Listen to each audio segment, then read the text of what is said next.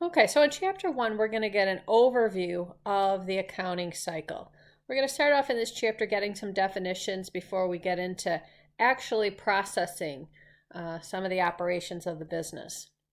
So, start off, what is accounting?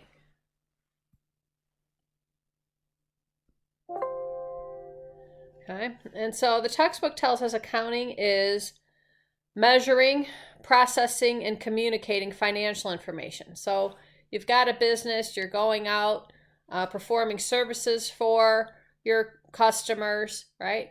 How do you know how your business did? How do you know if your business is successful, right? That's what accounting does. Accounting is how we capture what has happened and we measure what has happened in dollars, right? We process the business transactions, and then we put it together in a way that we can communicate how the company did.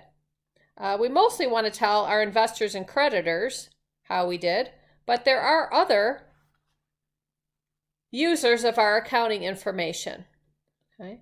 So these are the ones that we mostly think of, our investors and our creditors, when we think of accounting information, the people that we're going to go to and ask for money, right? If you go and ask somebody to give you money for your business, they're going to want to know, how's your business doing? Am I going to get something for the money that I give you?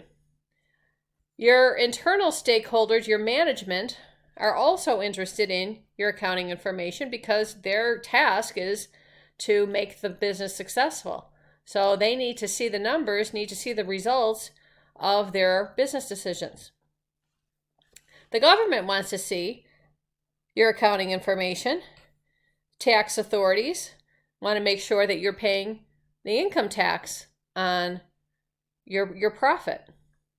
The SEC, the Securities and Exchange Commission, if you are a publicly traded company, you are under the jurisdiction of the SEC, and so you have to make quarterly filings and annual filings with the SEC to show them the results of your operations.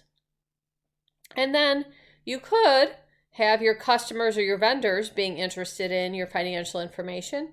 So, for instance, if you have a customer and their business depends on getting their product or your services, they want to make sure that you're going to be healthy and you're going to stay in business because that affects their business.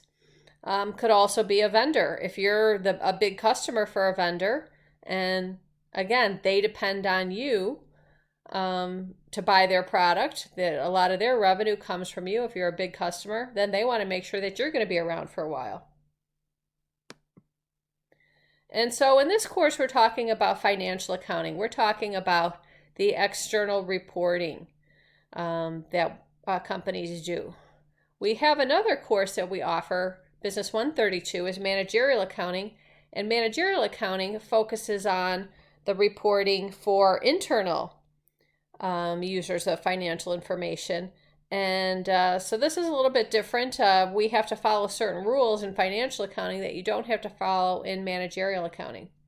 And then there's other areas of accounting, tax accounting, not-for-profit, and governmental accounting. And so when you talk about accounting professions, right, private accounting means you work for a company. You're an accountant for that company. Okay? Public accounting is an accounting firm that goes and works for different clients. So they do auditing, they do tax work, they may help with the financial reporting, compiling information, or consulting. Okay? And so this public accounting, this is where people have heard the term CPAs. So a certified public accountant could work in private accounting or public accounting. Public accounting really wants their employees to go and earn the CPA certificate. But it's a good credential to have even if you are going to be in private accounting. And so types of business, manufacturing business, company that makes a product. Merchandising is where they buy a product and then sell it to customers, or a service business where you just go out and perform services. So we're going to start off the first part of this course, we're going to be looking at service businesses because that's the simplest form. We don't have to deal with accounting for inventory. But then after the first exam, we will be looking at merchandising companies. We will then be accounting for inventory. Manufacturing businesses we won't talk about in this course, but they are dealt with if you go on and take Business 132 Managerial Accounting. Up wrong way. All right, and then as far as the business organizations, so a sole proprietor. So I always give an example in the classroom about a sole proprietor. And I say, hey, you're going to love this class so much, you're going to want to go out and you're going to start your own financial services company. So anybody can just start up a company, go and get some clients and get working. And you don't have to get permission from anybody to go do that other than maybe a business license in your town. But that's what a sole proprietor is. Just one individual goes out and starts a business. Partnership, you can have two people getting together and saying, let's go out and start a business. Okay.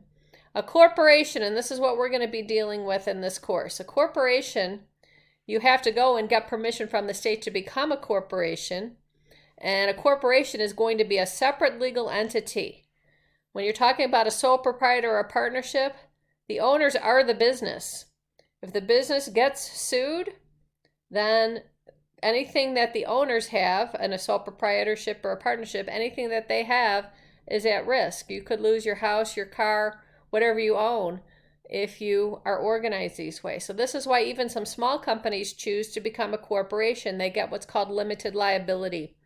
And so a corporation is its own legal entity. It can enter into contracts, it can sue, it can be sued. And if the corporation gets sued, then the only thing that is at risk is whatever the corporation owns. You can't go after the owners of the corporation, the stockholders of the corporation. The most a stockholder can lose is whatever they have invested in their shares of stock. There's some disadvantages of a corporation, for instance, taxation.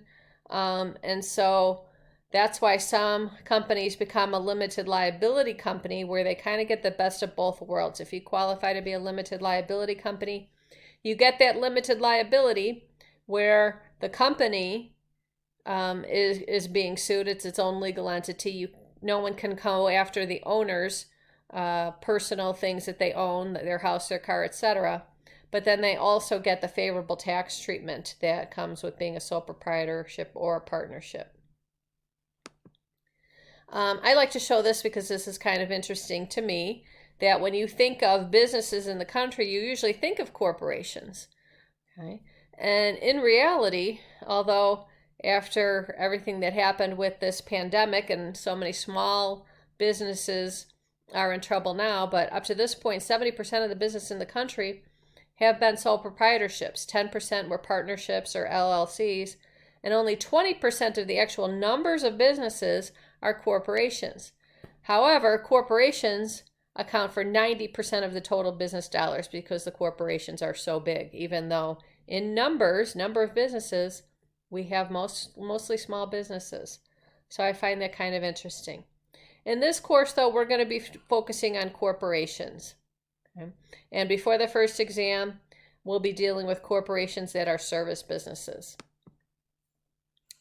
And so our accounting system has to be able to capture all of the operations of the business, right? We kind of got to record what happened so that we can then communicate the results, tell how the company did.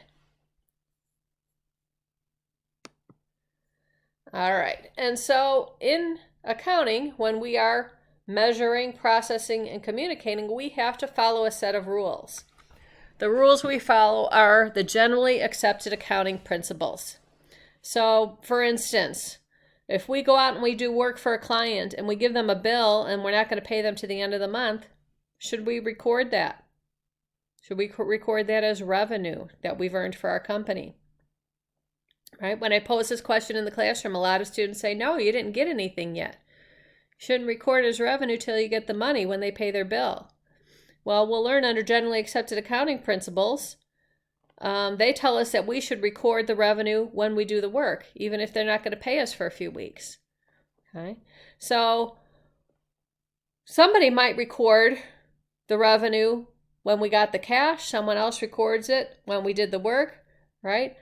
If you're looking at accounting information, if we don't have GAAP, how do you know what it means, right? If everybody's just recording it when they think it should be recorded. So that's why we have to have a set of rules that everybody follows so that investors and creditors can look at information and they know what it means. And they can compare different companies then. So we have our Financial Accounting Standards Board, and we use acronyms, so Generally Accepted Accounting Principles is referred to as GAAP. FASB is the group that sets GAAP. Okay. These are the guidelines for how things should be recorded.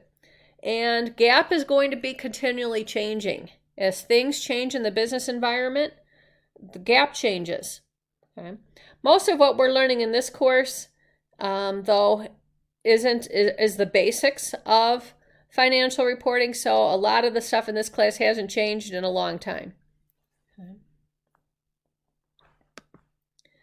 And so we have our U.S. GAAP, okay, that we follow, the rules that we follow for financial reporting in the United States. But there's also international financial reporting standards, IFRS, and these are set by the IASB, the International Accounting Standards Board. And so one of the things that was put together was that since companies are so global now, especially with the internet, that maybe we should all be on the same reporting standards. So some international reporting standards have been developed, right? More than 120 countries are using them. The U.S. does not use the IFRS. We're still using our U.S. GAAP. We just have never gotten on board with that. And I don't know that we're going to. However, if you work for a company that has operations around the world, you will have to learn the international reporting standards. A couple other accounting concepts that I want to mention is this cost principle. Okay, so we record transactions at what they cost. So what did we pay to buy a piece of equipment? Right? It's not based on the appraisal, the appraised market value. It's based on the cost. That's what we deal with. Okay. Matching concept. Well, actually, we'll talk about that in a little bit later. This is the most important one for now. All right. And then ethics is going to be really important for accountants and business. And that's why if you get a degree in business, you're going to take a business ethics course. We offer a business ethics course here as part of your associate's degree. There's no way you'll get through a bachelor's program without having to take a business ethics course at some point. And it's just because ethics is a focal point. We've had some really detrimental accounting scandals when people are not acting ethically in business. For accountants, it's especially important because people are relying on the information that we provide to decide whether or not to invest or loan money. And so we have to be ethical, and that needs to be really crucial as far as how we approach our work.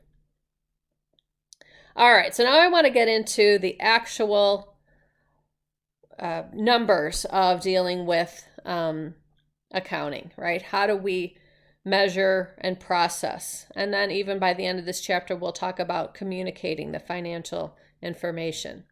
So we have a business, and a business starts operating. Okay, so they enter into business transactions, right? And so this is kind of circular here. A business transaction is an event that affects the financial position of the company. We don't even know what the financial position of the company is. Well, financial position is what the accounting equation tells us. So sometimes I ask students what accounting is, what they've heard about accounting, and they say, oh, it's about balancing the books. And I say, you are exactly right. We are all about balancing. We have an accounting equation that has to balance. So here's our accounting equation. Assets equal liabilities plus equity. And we're dealing with corporations, so our equity is going to be the stockholders' equity. Okay. And so a business transaction is going to be something that the business does as part of their operations that changes